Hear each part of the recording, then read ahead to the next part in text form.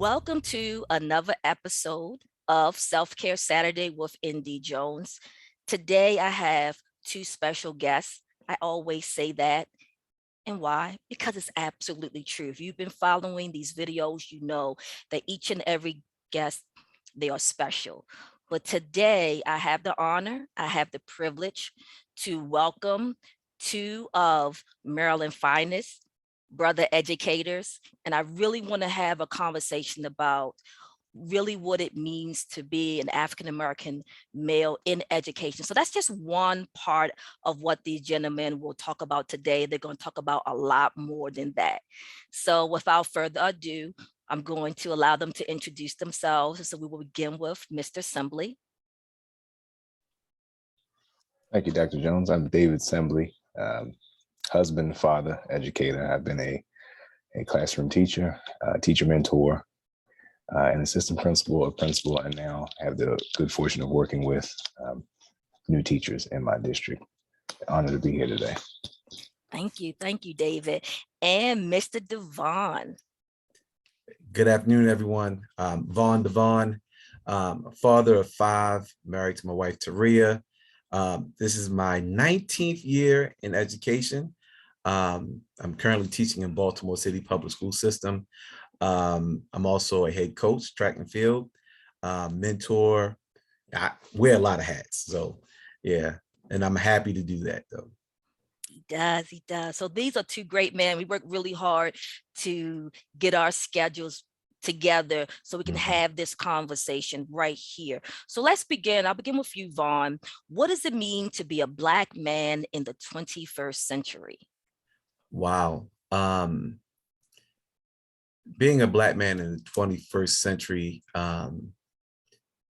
first, let's think about this. Like, the first thing is the visual part, right? When people see me, what is their first thoughts when they see me? When I came out of high school and went to college, I told myself I didn't want to be the dumb jock, right? So that was like, when I went to college, I had to attract myself to like the intellectuals, right? Because when the people see me, I didn't want them to get this perception that I'm just this guy, right?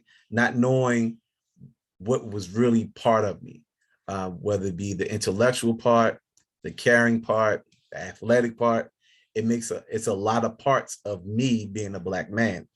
And so it's easy for us to throw out labels and say like, all right, we're this, I'm that, or whatever. But I try to be anything that the situation needs me to be, right? Especially in a busy household with my 5 children. Sometimes I'm their coach. Sometimes I'm the mediator. Sometimes I'm the cook. I'm a little bit of everything. So being a Black man, yes, I try to hold up all the positive stereotypes of being a Black man, but sometimes you fall short, and there's sometimes you have to grow. But every day, just try to get better, Okay, good, cool. Thank you, David. What about you? So yeah, definitely a lot to unpack with that question, but it is it's humbling. It's something that as you evolve as an individual, you learn that, as Vaughn alluded to, it, whether or not you like it, it's the first thing that people see about you, right? And you try not to get caught up in what that person's perception may be. So you try to represent yourself as an individual first, understanding that you are also, whether or not you want to, representative of a larger group of people, right? Because historically, we tend to be lumped together as a monolith. We know that's not the case.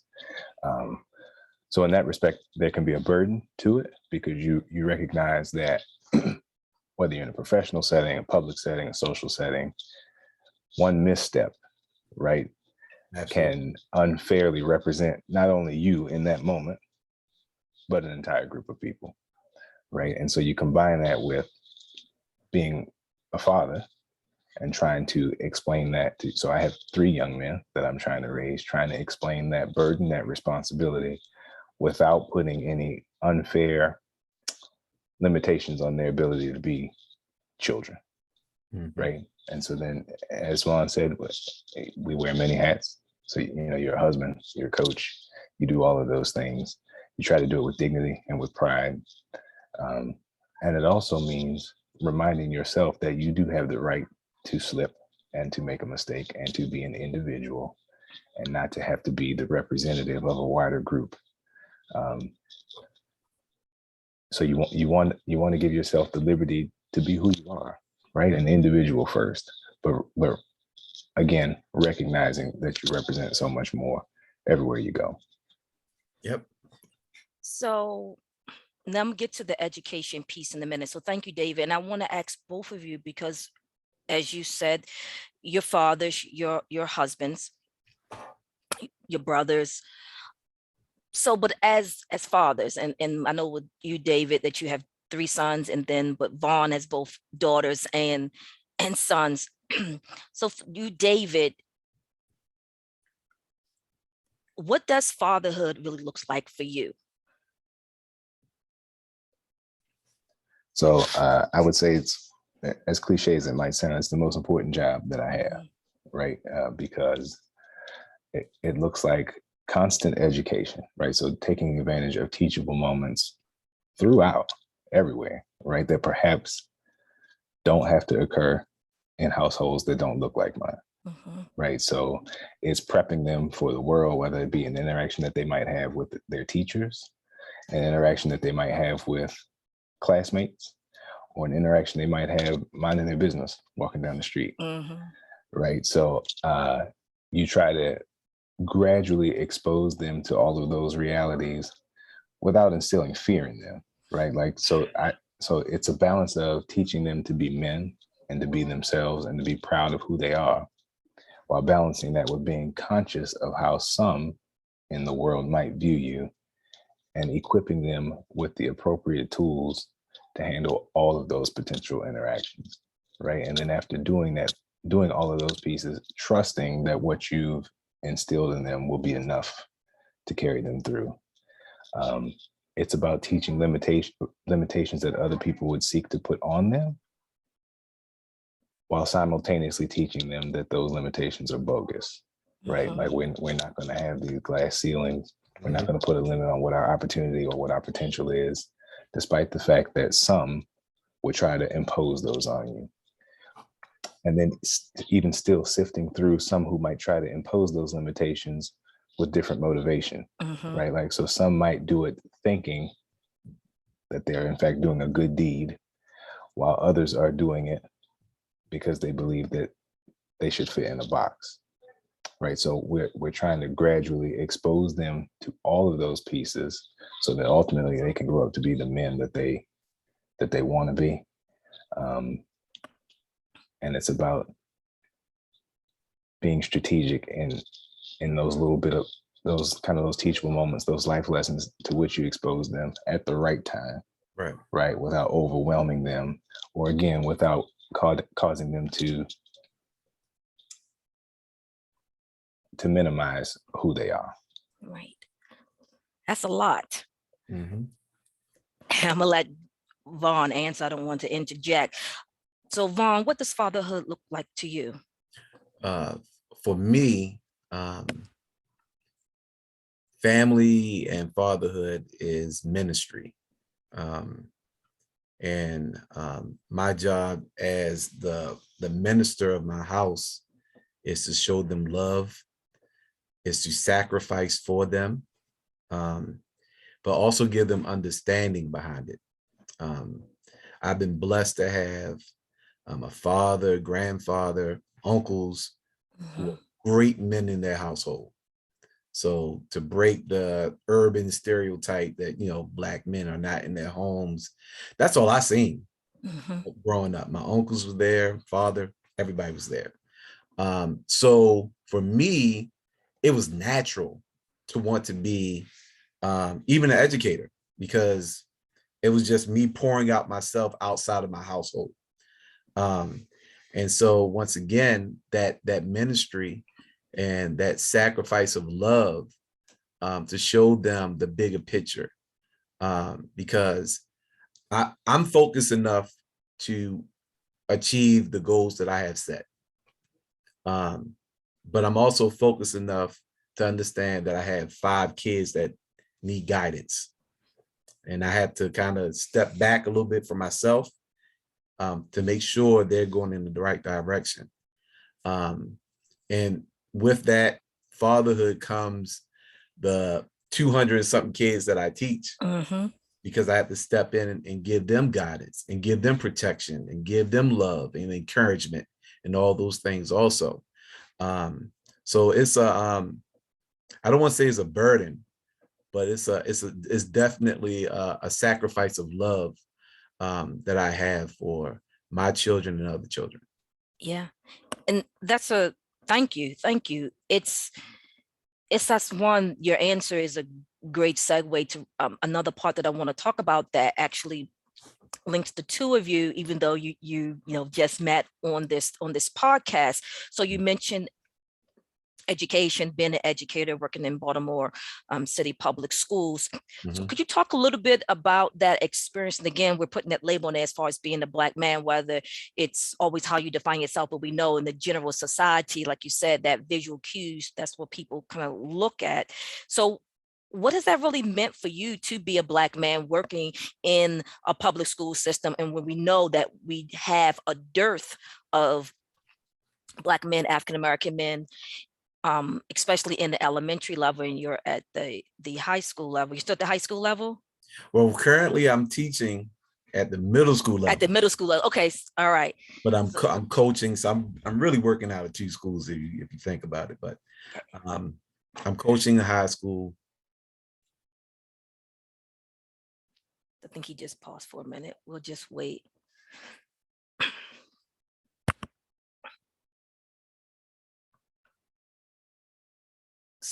So while we wait for Vaughn's video to catch back up, so David, would you, in the space, excuse me, talk a little bit about what it means to you to be a Black man or African-American man who works in a predominantly white public school system? Well, I think, again, I think it gives you unique opportunity to, one, positively impact children, right, regardless of their background or what their experience has been. But I think it gives you an opportunity to tear down some stereotypes that perhaps some of those students have been raised to believe or have been exposed to only certain images of Black men in their communities or in their upbringing. And so I find it equally valuable to be in schools where, were it not for my presence, they would not ever experience a positive, educated Black male in their lives, right?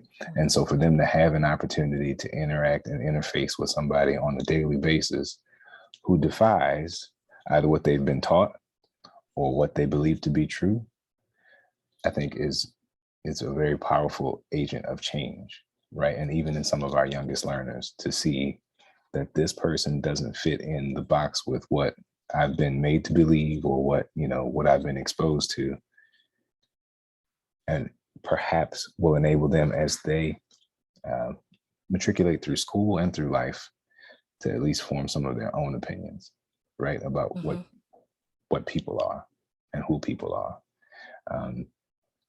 I don't want to use the word burden, as Vaughn said, but it is a weight, right? Because the assumption is, and I've been in all different types of schools, but the assumption is if there are schools where there are more of our young men, and we could talk that's a totally different conversation, but who are obviously disproportionately represented in discipline, data, and special education classes, right, et cetera. We know that, right?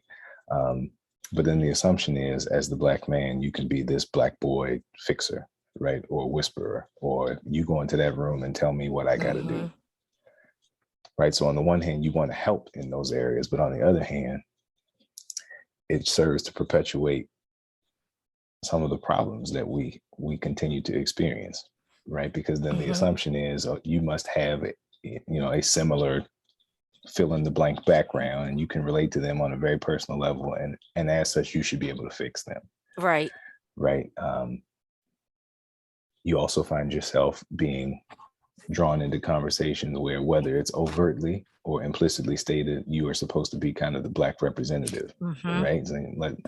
And I always tell people, by no means am I qualified to speak on behalf of all Black people or all Black men or all Black boys. Don't Mhm. expect me to do that, right? So I can give you my perspective, I can give you my experience, both as a child who went through school, as well as a parent who's raising boys who are going through school. But don't ask me to speak for every Black person's experience, right? And some people can respect it, and some people are taken aback by that, which goes to show, again, fundamentally, we've got some more education to do for some of our people who are in front of kids. Yeah, most definitely. And I think when you have, for example, a Black male teacher or administrator,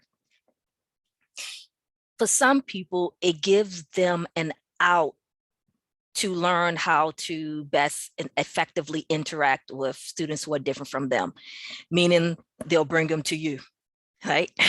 You're a Black man, here you go. You're a Black woman, here you go. And and we've seen that. We've definitely seen that. But what does it mean for the person who's doing it? You just palm them off. You don't have to grow. You don't have to work on your own cultural intelligence or anything like that, because we have a David here. We have a Vaughn. We know that they're good with these types of people. So we just do that. So what about, welcome back, Vaughn. So what about you? What does it look like for you to be a Black male African American man in education? Well, I would say this, we you hear a lot of people have discussions about male dominant industries, and education is kind of the opposite, where it's like female driven industry, where you see a lot of female in leadership Mhm. and so forth. And a lot of times I've been to maybe about 7 8 schools now, and it's only a small population. And statistics say that Black male educators make up maybe about 2% of the capacity of teachers. And so being that small group, that minority group, sometimes you can feel it. You can feel that you're that minority. Um, and sometimes you can feel the need for you, and sometimes you can feel like you're being overlooked Mm, because you are, and this is just my personal view, yeah. because you are a male. Um, when I first started teaching, I didn't want to be a gym teacher. I didn't want to be a coach. I wanted to be able to stand on my education, and that's why I kind of became a history teacher or whatever. Um, I wanted to show my knowledge rather than being just another guy, being able to teach. But as time went on, I realized that my Blackness, my my identity as a male is important. So I Mhm. couldn't just like, okay, it's not important. It is, because they need to see someone like me. They need to see someone that grew up in East Baltimore, in their own neighborhoods, come Mhm. up with multiple degrees and now standing before a class and able to teach them. So I would say it's been an evolution, because at one time I kind of, no, I don't want to do that. No, I'm kind of staying in my lane, but I realized my purpose being there, and that the kids need to see me at the same time. Yeah, most definitely. Thank you. Thank you. My next question, and we'll begin with you, David. What words, images, and or people come to mind when you think of the word resilience?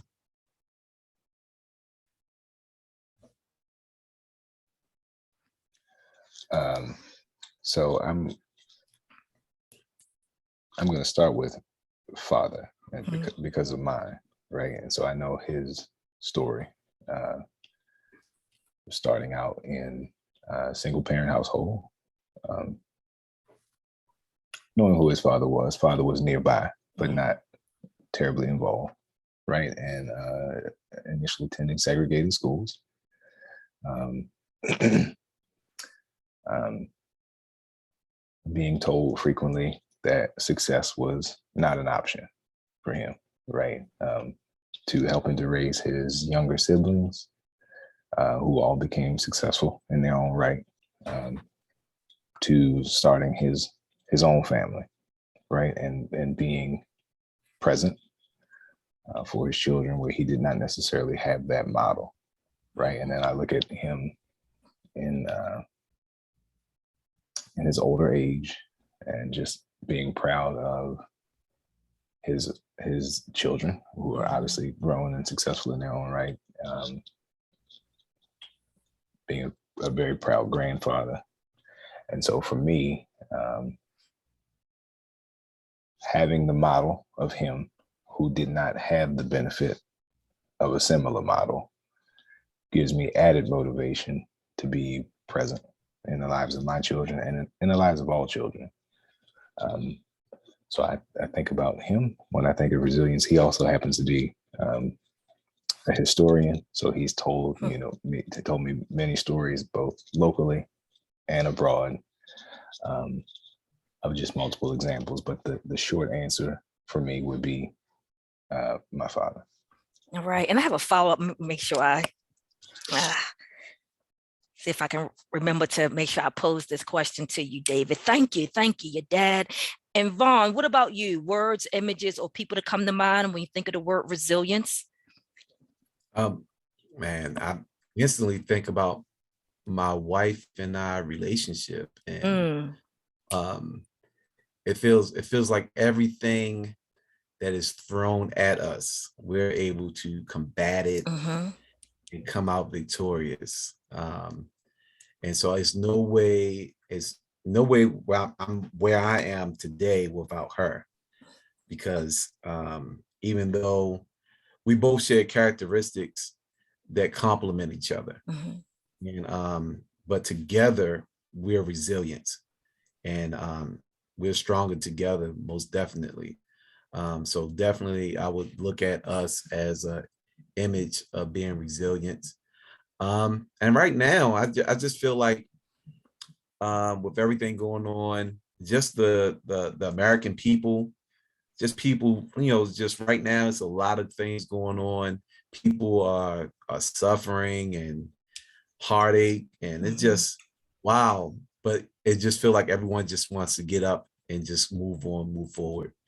And despite whatever may be going on with the virus, or financially, people are fighters. I think that's in our nature, is just to fight back and keep moving forward. No one wants to stay still and kind of lie there and die. People want to keep fighting. So definitely, I see inspiration all around me. I see people just wanting to fight and move on. Wow, great answer. I love the answer about with your wife. And I do want to ask you something. I'll think if I'm going to pose it. But David, let me just get back with you, because you talked about your dad raised by a single mom, that his dad was there, but like you said, close but not there, like in the same household, but that he was a in your life, in your siblings' life, a present father.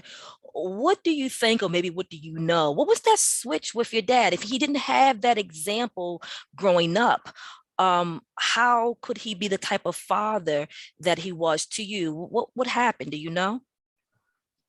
I think a lot of it was intrinsic motivation, right? I think he felt, I guess, the gap or the void that was there, and he knew that he didn't want his children to experience anything similar.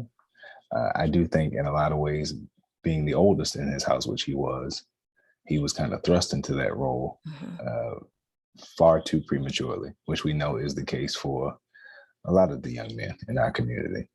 And so I think he wanted to make sure that his children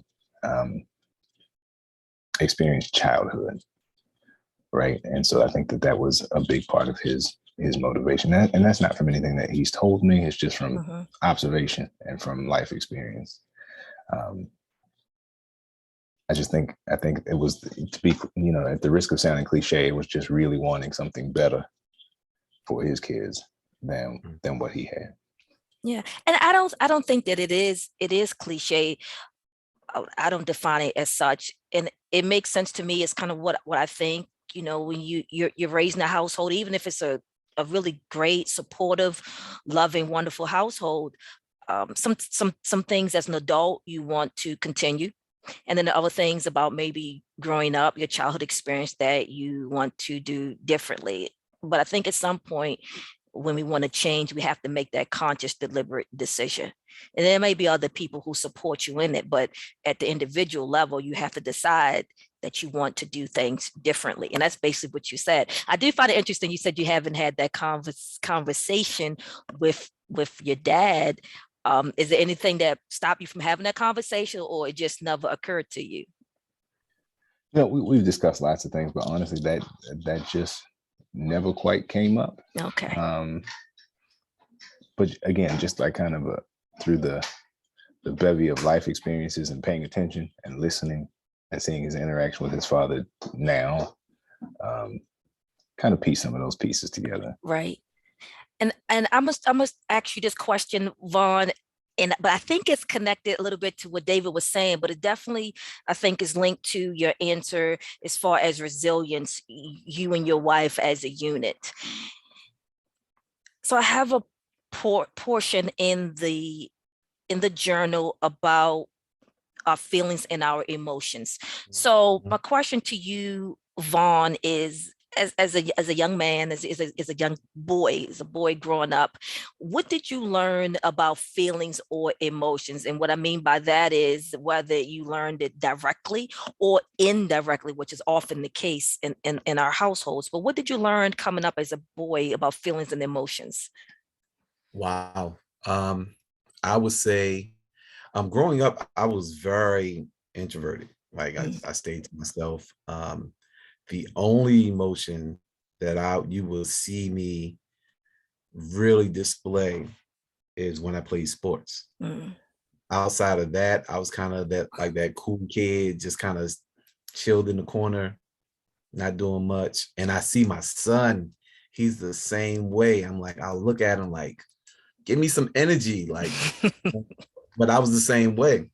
And so I suffered with the death of my mom and my older brother when I was 14 and 16. And that stuff I held inside of me. And so I didn't know how to, because my dad, he was also this strong image of male blackness, So I didn't see him do it. I didn't see him cry out, and I didn't see him,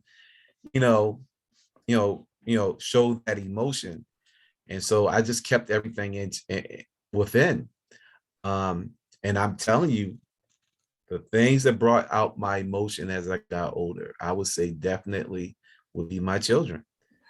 Like seeing my children get sick, seeing my children being born, and seeing them accomplish things. Like I can't hold back my emotions when those things happen.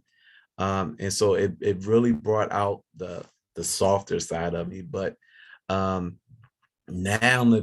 if I try not to hold it, even in my classroom. Like when we talk about certain things, I show my emotions in front of my students, So it's okay to be vulnerable. And being vulnerable doesn't mean you're going to be taken advantage of, Right? Because it's a controlled situation. Like you know how to handle it. You're mature enough to handle the situation and not totally put yourself out there where somebody can take advantage of you. But I think that's something in our community it's okay with. And one thing that happened over this pandemic was a lot of my old friends, we would get on Zoom meetings and FaceTime each other, and we would just laugh, and sometimes we would get angry with each other and stuff like that. But like it was things that we were holding back for 20 years in high school that we were just releasing. And it was really healthy for us to do that. And so I think now people are just kind of releasing all those things, their feelings, their emotions right now. So Wow, thank you. Thank you for sharing.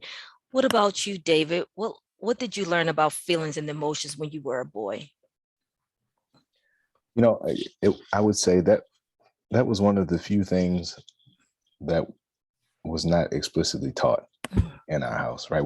I cannot say that we ever consciously sat down and talked about emotions, managing them, Mm-hmm. expressing them.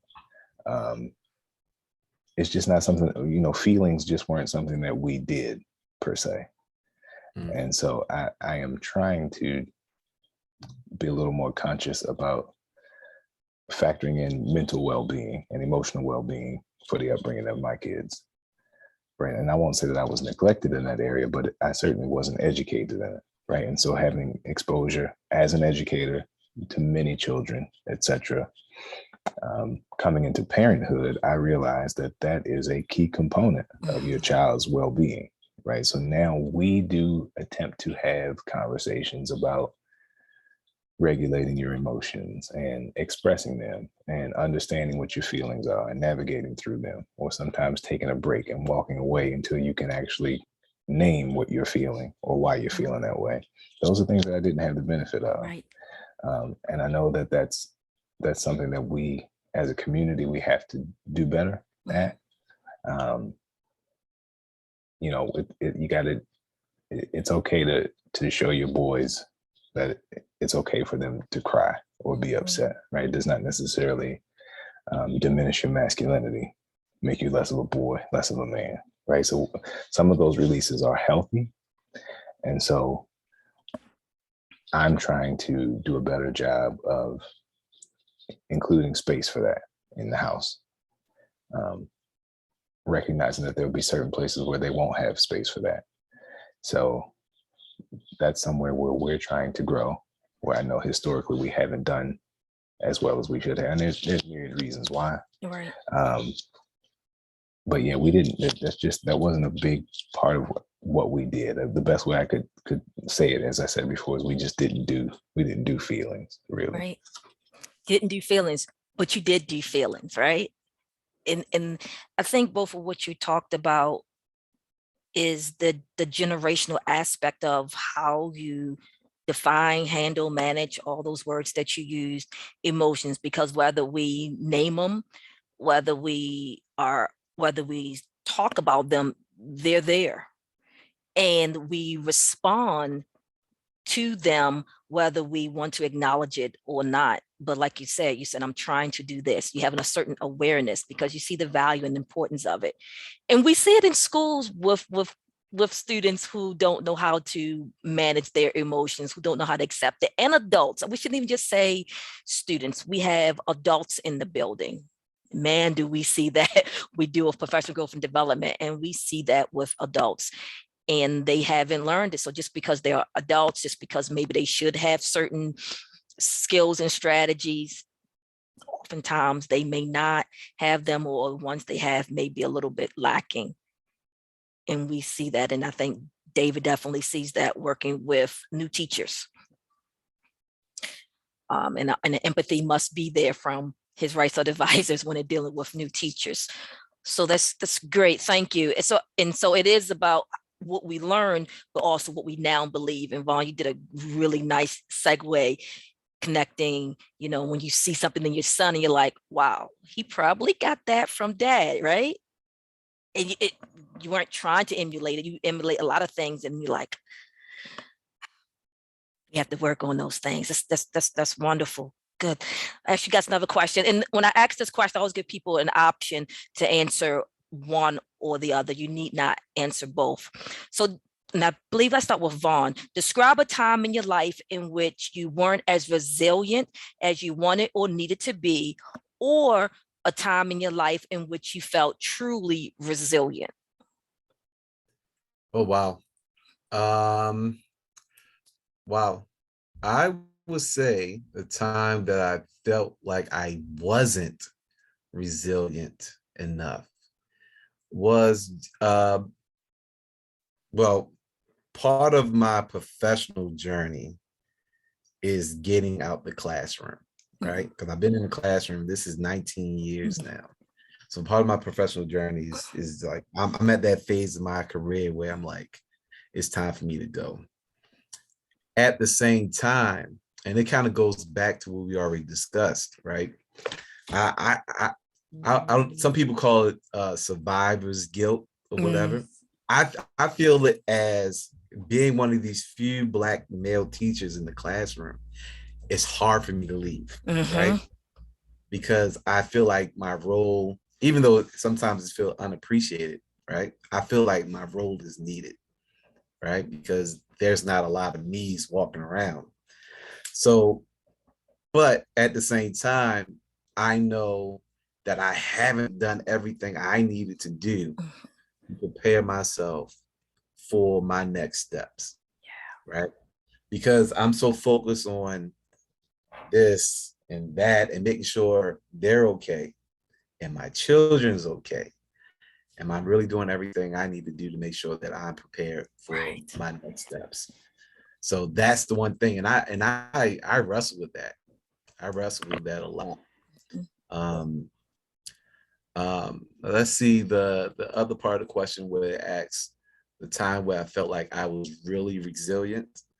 Last year, and it was last year, my daughter, she graduated from high school last year. And with the pandemic going on, it was really difficult for her. And she's a high school athlete and everything. And not having the opportunity to compete and show her talents and do everything she needed to do. Well, we just made a way out of the way. Like, it wasn't, if a scholarship had her name on it, she was going to get it. And we made sure we did everything we had to do. So whether it was us packing up the car and traveling across country or whatever, to make sure that she had those opportunities, it was going to happen, and nothing was going to stop us. And ultimately, she did receive her athletic scholarship, and she's very happy at Xavier University in Louisiana. Nice. Yeah. So,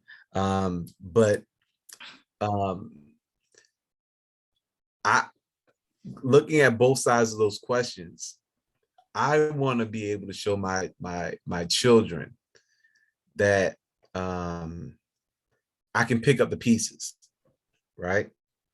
And not just focus on one thing, whether it be athletics, and then my career, I take a step back and not really focus that much. So either right now, I have to pick up the pieces and say, you know what, daddy's going to focus on moving forward professionally. And I want them to see that, because they see me sacrifice for one category and push forward for that. And I want them to see that I'm able to do it for something else that I want at the same time. So that's something that, and I appreciate this question, I really do, because it's igniting something in me right now just to kind of push forward now. So I really appreciate the question.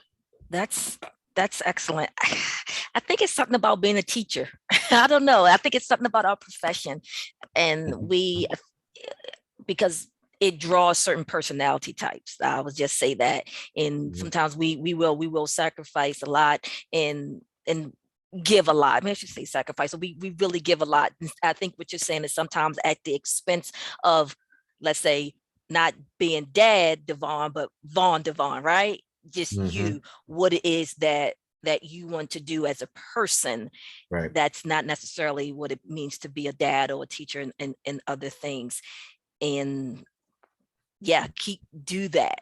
I know before one time you were talking about writing, doing some other things. I'm not saying that's what you want to do, but whatever that is, definitely set aside that time and push forward and set whatever benchmarks you want for yourself. That's great. David, what about you? A time in which you felt truly resilient, or a time in which you struggled with your resilience? Yeah, I would say a time where I did feel resilient. And, it's funny because a lot of times when you're being resilient, you may not realize it in the moment, but you realize it in retrospect, right? In hindsight, it's like, man, we endured a lot there. And I would just say career-wise, when I took a promotion, and my wife had moved up in her role as well. And at the time she was doing some degree of traveling, and just trying to balance all of that responsibility with, making adjustments for kids' scheduling, practices, school, etc. While keeping a lid on your sanity, right? So, putting in those 13, 14-hour days and getting somebody to practice, coordinating with your spouse to figure out who's eating and who's making what and who's doing that. And for about a year and a half stretch of that, just the growing pains of a growing family, but coming out of it better and coming out realizing that those sacrifices put your family in a better position. And that your kids did not have a disrupted experience as a result of that's, for me, that was resilience, right? Because there's a lot of moving parts going on behind the scene. Yep. But if you can do those things and your kids still experience kind of a smooth day to day, for me, that's a win, right? That's a win. That's a win as a parent. That's a win as a married couple. And that's something upon which you can rely later on. The next time there's a new challenge, and you can harken back to, well, remember how we did that. We can do this. If we could do that, then we can do this. And it's in those moments that I think you learn a lot about yourself, about what you're capable of, about how little sleep you can operate on. You learn all of those things, but it gives you it gives you a feather in the cap, and it gives you something, again, to rely on the next time a new set of challenges, whether expected or unexpected, arise. Yeah. And both you talked about your wives and just the importance of partnership in I think the impact on you as individuals, but the positive impact that it has on that family, your children. So David, what does community mean to you? Community. Well, obviously, when you talk about just kind of the different, I guess, facets of your identity, you're a member of many communities, right? But I would start with my actual physical community, right? We have a real community here. It's kind of a throwback community. My wife and I talk about it frequently, where neighbors actually know each other's names. They know what the inside of each other's houses look like, and I know it sounds silly, but that's rare now, right? Like, or, if you send your child outside and you know that if they get into something, you have several eyes out there who will let you know, right? Somebody will shoot you a text, or is your son supposed to be, so, and in a lot of respects, I wish that we could get back to having those types of communities, because, as the cliche says, it really does take a village. So I think it's important when your community functions as a village. But community to me means working together for common goals. It means celebrating each other's successes. It means the elimination of unnecessary competition. Right? It does not mean that, if just because you're doing well 2 doors down, I can be happy for that. Right. And maybe it's my season right now, maybe it's not, but that is not going to dim your shine, right? Or it's not going to diminish how happy I am for what you're accomplishing, right? And when we're really functioning as a community, I can trust that you view my success the same way, or you view my struggle the same way. And so I think when you're really a part of a community, it's an extension of your family. It's an extension of your support group, your network.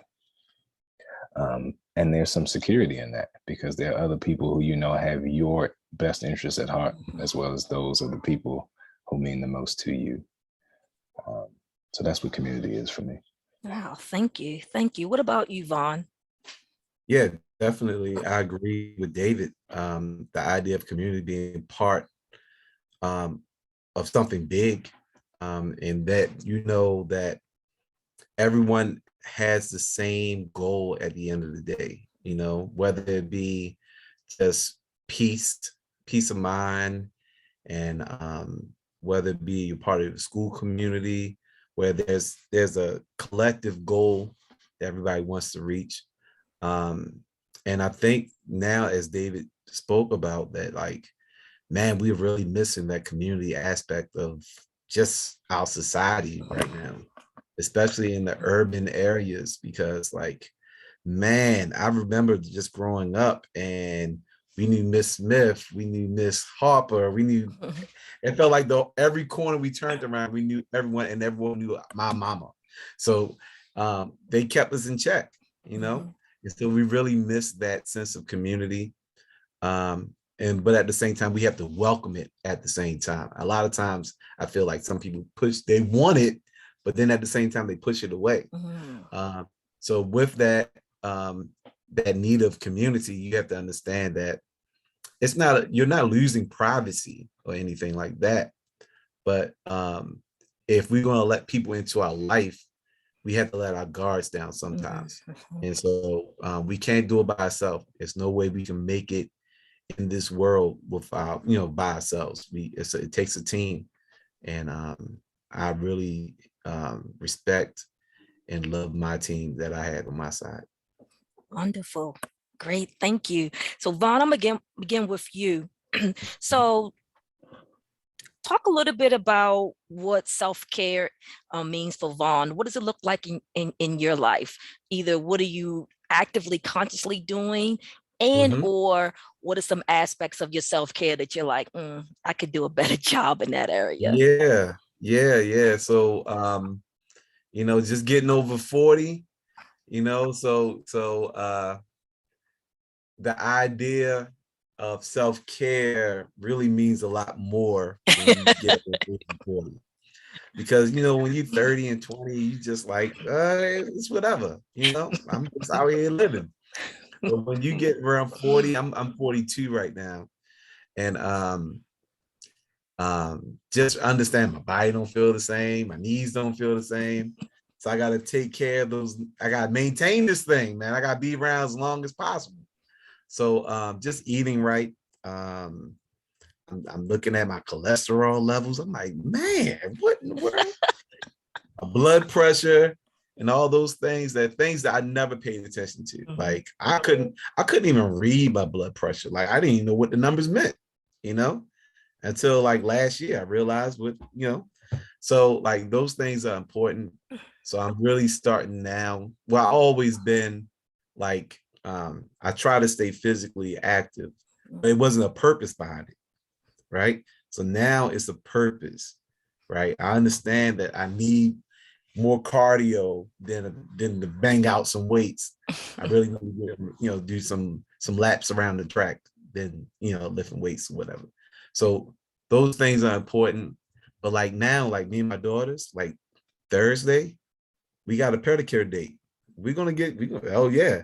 And that means a lot to me. And I look forward to it. It feels good. I can't believe I missed out all these years on getting a pedicure. And I'm looking forward to it. So those little things means a lot to my own self care, my mental health, as far as I go when, going to church helps out, but also having my friends and loved ones that I grew up with. In the last couple of years, I made some really great friends with people that are in that are mental health therapists and psychologists, and we just kind of talk, and be surprised what you can learn from other people. So I'm really at this time really taking in a lot to make sure I'm getting better, and that's the goal, to get better every day, physically, financially, Yes, that's one. mentally, all the way around. I just want to be better.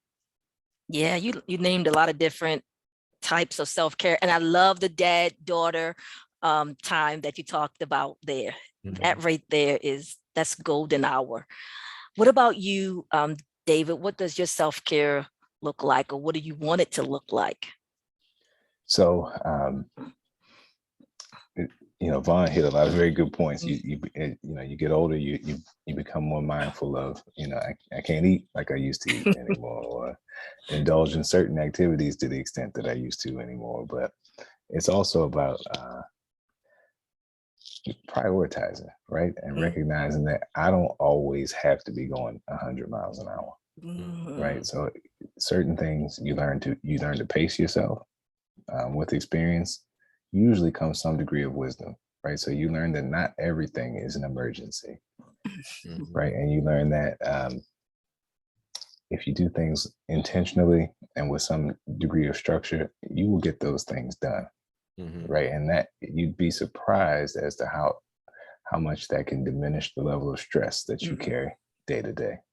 When you give yourself freedom to, again, pace yourself, to tell people no, right? Or to tell people you have to wait, or I'll get back to you on that. Those are things that I didn't always do.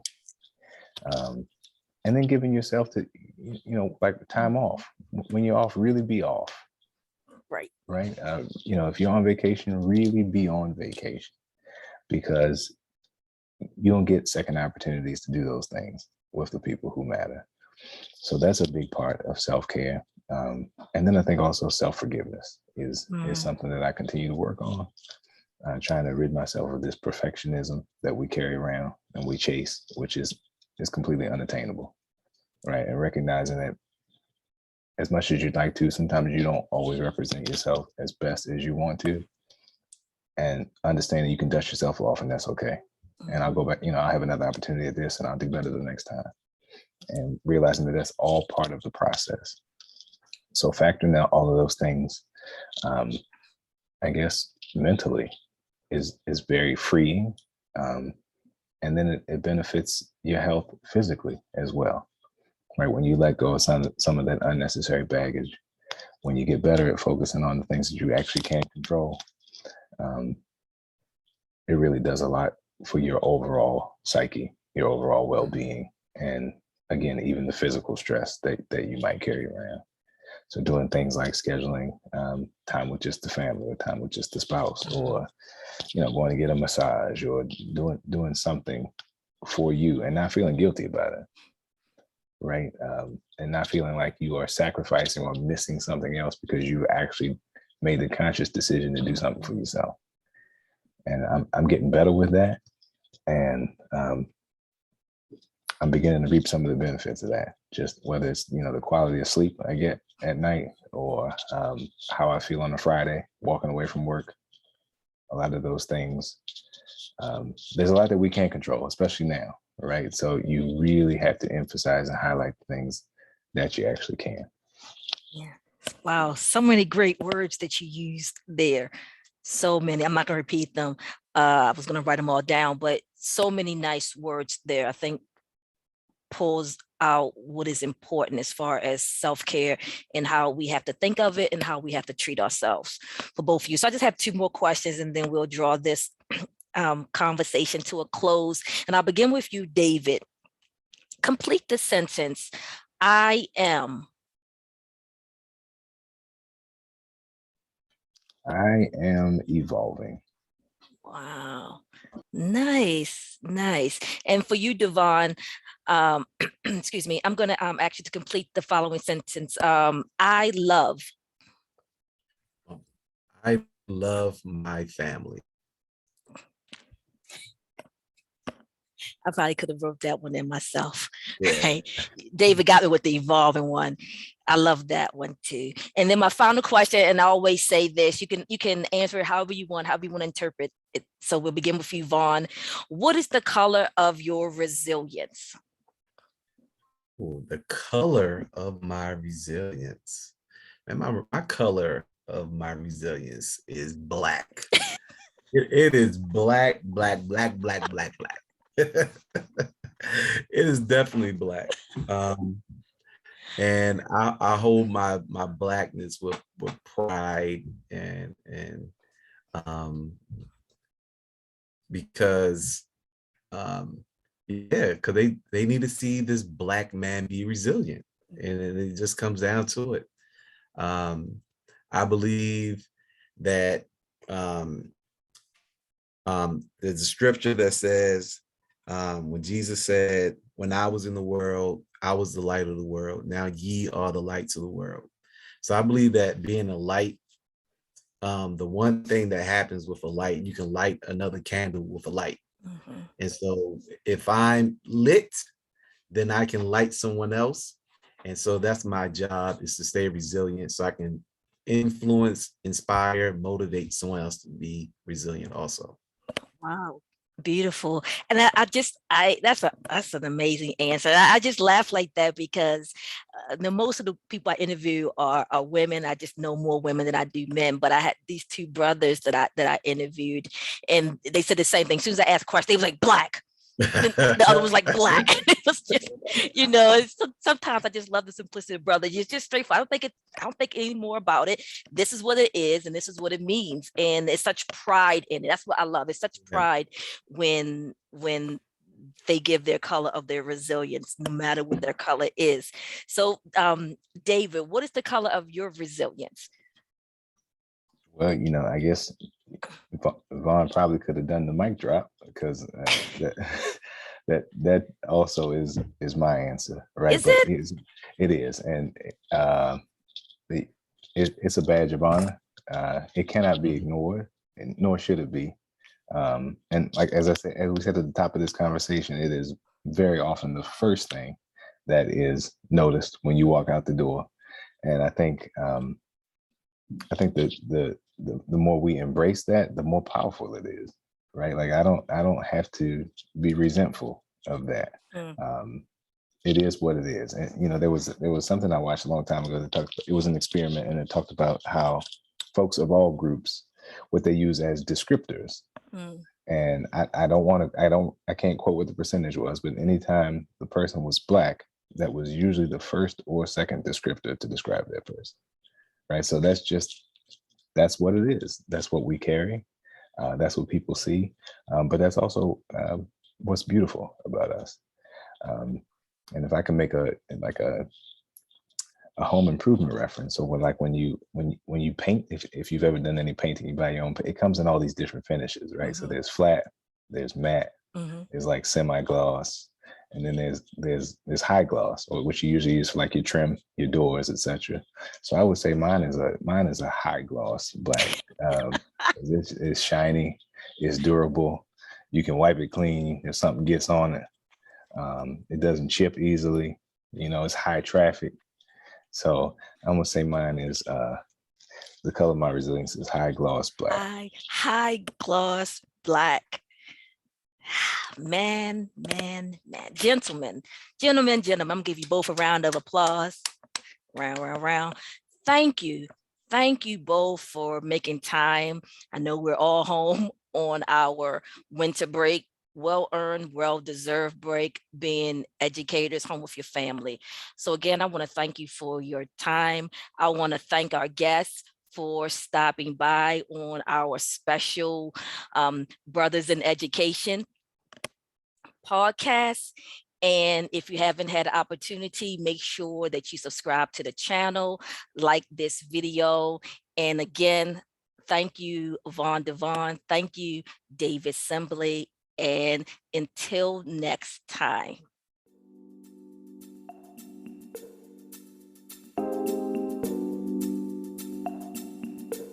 Hello, everyone.